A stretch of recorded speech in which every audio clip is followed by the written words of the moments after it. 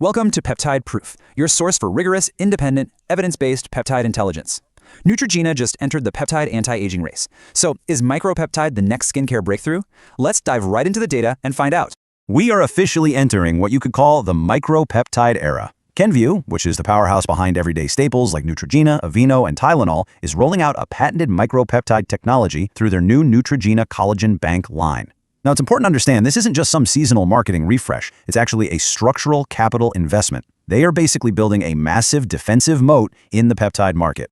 So there are three core pillars driving this launch. First up is proprietary innovation. Kenvue is ditching the generic peptides for their very own in-house patented micro-peptides. Second is a pre-aging focus. They are pivoting away from reactive anti-aging for mature skin, moving toward proactive collagen maintenance for a younger demographic. And third, we have commercial validation. With Kenvue's Q2 beauty sales already up 5.1% and the global market eyeing tens of billions by 2035, the financial incentive for this aggressive move is pretty clear.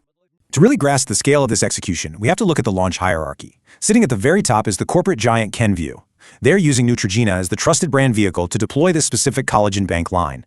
But the true foundation here, the core asset driving everything above it, is that patented micropeptide technology at the base. They aren't just selling a daily face cream. They are commercializing heavily protected pharmaceutical-grade intellectual property directly to the everyday consumer. And this entire strategy is anchored in some pretty compelling market data.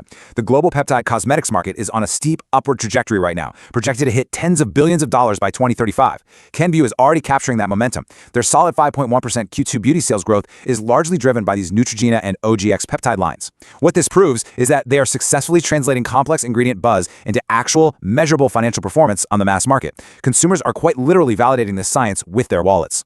So how exactly does this shift disrupt the broader beauty industry? Well, traditionally, mass market players, think of popular lines from Olay or L'Oreal, for example, rely pretty heavily on generic, off-the-shelf peptides. They source these from massive raw material suppliers like DSM or Sederma. The obvious advantage there is very low research and development costs and a low barrier to entry. But the huge downside is absolutely zero brand exclusivity. Kenvue is completely flipping the script. By utilizing in-house patented technology and absorbing that massive initial R&D investment, they create a highly defensible technical moat. It essentially makes it impossible for competitors to easily clone their formula. Beyond the headlines. Into the research. Peptide-proof. The target demographic for this represents a really fascinating psychological pivot.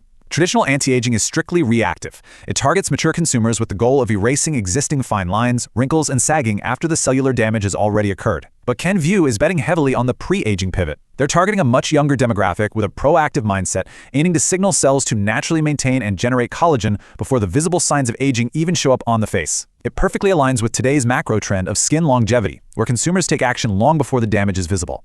The actual biology behind this proactive approach relies entirely on cellular signaling. Once they're physically applied to the dermal layer, these micropeptides don't just sit on top of your face like a passive, heavy moisturizer that just coats the skin barrier. No, they act as active messengers. They literally instruct your skin cells to behave as if they were younger, and that triggers natural collagen generation directly from within the skin matrix itself. So rather than just applying a temporary fix, you're initiating an active, biological dialogue with your skin. However, true intelligence requires an objective lens, and as with any major industry innovation, Kenvue still faces two massive hurdles. The first is technical, formula stability. Peptides are notoriously prone to degradation over time, especially when they're formulated in water, oil, emulsion systems like your everyday lotions and creams.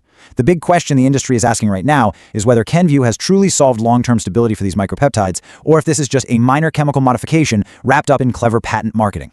The second hurdle is commercial, mass market pricing. Proprietary intellectual property is incredibly expensive to develop. If they price the collagen bank line too high, Neutrogena loses its core drugstore consumer base. But if they price it too low to stay competitive, those profit margins will absolutely collapse. It's a very precarious tightrope to walk. If Kenvue does successfully balance that technical stability with mass market pricing, the macro outlook is immense.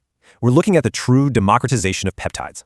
If a highly effective proprietary peptide technology can be easily purchased at a standard drugstore price point, it will fundamentally alter the skincare landscape. In fact, this would mirror the exact same historical trajectory that took retinol from being a very niche, expensive prescription ingredient 2 decades ago to becoming the ubiquitous everyday drugstore staple it is today. Understanding these scientific mechanisms and commercial shifts is exactly how you stay ahead of the curve in this rapidly evolving space. The transition from shared generic ingredients to highly protected, patented micropeptides is a massive industry shift. But the ultimate question remains, will consumers truly notice a biological difference, or are they just buying into highly sophisticated marketing? Definitely something to think about next time you walk down the skincare aisle. That's all for this episode. Like and comment peptide to receive our materials. Thanks for watching, and we'll see you next time.